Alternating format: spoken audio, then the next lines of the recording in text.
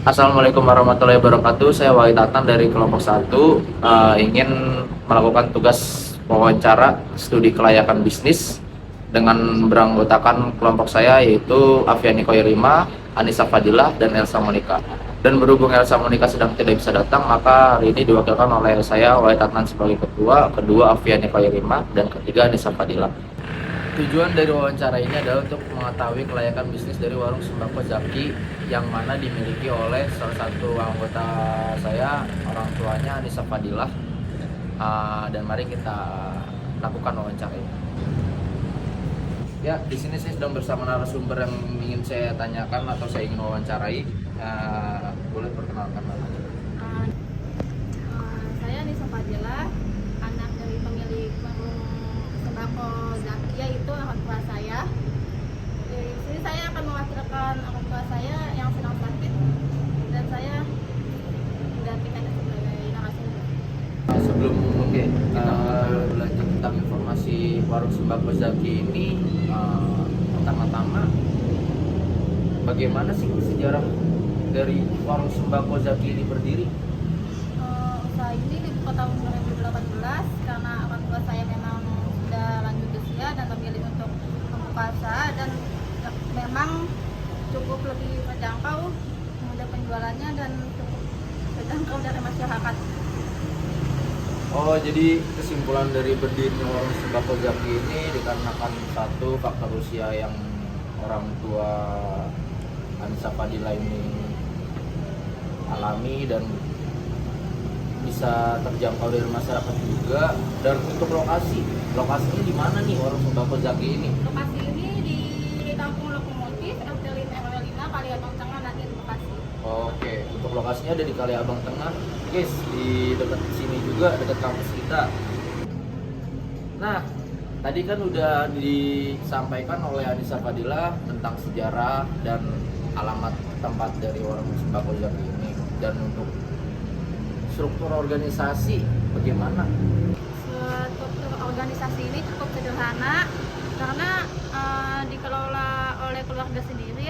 Ayah saya sebagai pemilik, ibu saya sebagai pengelola keuangan, dan saya sebagai pembantu kasirnya. Oke. Nah, di situ sudah disebutkan oleh narasumber tentang struktur organisasinya. Dan untuk aspek legalitas nih, surat izin apa aja yang udah dimiliki oleh warung sembako Zaki ini? Surat izinnya cuma ada SIUP ya, atau surat izin usaha perdagangan. Surat izin perdagangan. Dan untuk biaya yang dikeluarkan oleh perizinan, kira-kira ada biayanya nggak? Untuk itu tidak ada biaya ya. Oke, berarti nggak ada biaya ya, 0 rupiah ya berarti ya. Untuk aspek pasar dan pemasaran, nomor satu nih, apa aja bauran pemasaran yang ada pada warung sembako Zaki? Untuk baruannya itu ada produk, harga, dan tempat. Produk, harga, dan tempat. Sederhana ya. Dan untuk produk utama dan produk sampingan yang dijual oleh warung sembako Zaki ini meliputi apa aja nih? Yang paling banyak dibeli itu ada minyak, gas, mie instan, rokok, makanan, minuman saset, tepung, roti, dan obat-obatan. Berarti dari 9 bahan pokok yang dijual itu meliputi semuanya ya, maksudnya meliputi 9 bahan baku utama yang harus dijual oleh warung sembako. Oke.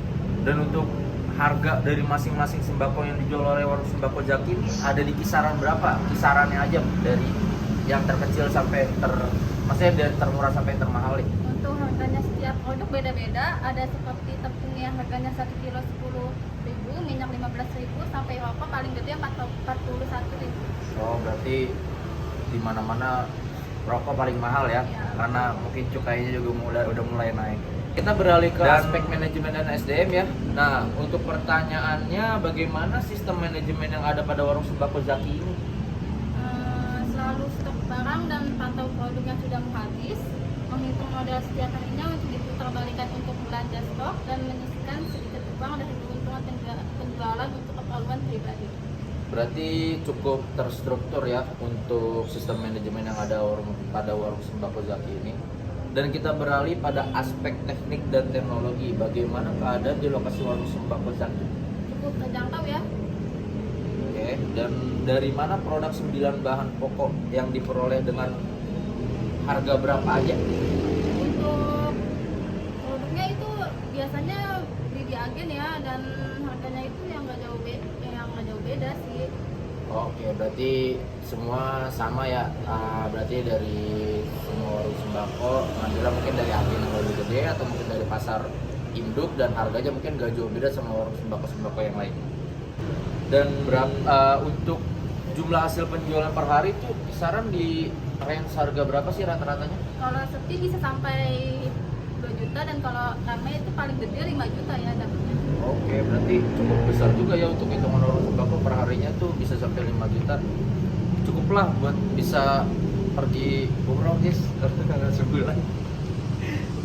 Dan kita beralih ke aspek ekonomi dan sosial. Untuk aspek ekonomi dan sosial ini sangat penting untuk suatu usaha ya.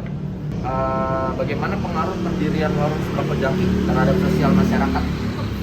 Cukup positif ya. Berarti nggak ada yang namanya kesan-kesan negatif ya, Nggak kayak ada. yang diterima dari warung sembako Jaki ini. Alhamdulillah Berarti nggak ada. masyarakat menerima dengan positif dengan kehadiran warung sembako Jaki ini yang sudah berdiri tahun 2018. Bagaimana fungsi sosial dari warung sembako Jaki ini terhadap masyarakat? Sangat berpengaruh karena di daerah saya memang agak sedikit jauh, dan kehadiran warung sembako saya sangat mempengaruhi kebutuhan atau keperluan masyarakat sekitar, terutama pada bahan-bahan pokok. Berarti dari warung sembako Jaki ini untuk fungsi sosialnya sangat berpengaruh untuk masyarakat sekitar, dikarenakan bisa mempengaruhi dari kebutuhan atau keperluan masyarakat sekitar, terutama pada bahan-bahan pokok. Dan untuk biasanya nih kalau misalkan kita mendirikan suatu usaha, pasti kan nggak mungkin yang namanya nggak ada limbah ya kan. Nah, untuk warung sembako Jaki ini biasanya kan kalau ada limbah kayak limbah-limbah plastik atau limbah-limbah yang lainnya tuh bisa ngeluarin biaya nggak sih per hari atau per bulan tuh kira-kira berapa? Iya, biasanya itu 15.000 per bulan, karena untuk sampah kardus dan plastik itu dikumpulkan dan dibuang ke pembuangan sampah di TPA. Oke, berarti untuk biaya dari pembuangan limbah ini dihitungnya per bulan ya, 15.000, dan untuk yang bisa diolah lagi mungkin diolah oleh yang bersangkutan. Sekian dari kelompok 1 yang dimana isi anggotanya ada saya, Wahid Adnan sebagai ketua, kedua ada Fiani sebagai kameramen, dan yang ketiga sebagai narasumber perwakilan dari warung sembako Jaki ada Anissa Fadila, dan yang keempat ada Elsa Monica yang berlaku sebagai editing dan lain-lainnya. Tentang tugas studi kelayakan bisnis ini, untuk mengetahui kelayakan bisnis dari warung sembako Jaki ini kiranya sudah cukup. Kurang lebihnya mohon maaf dan terima kasih. Dadah.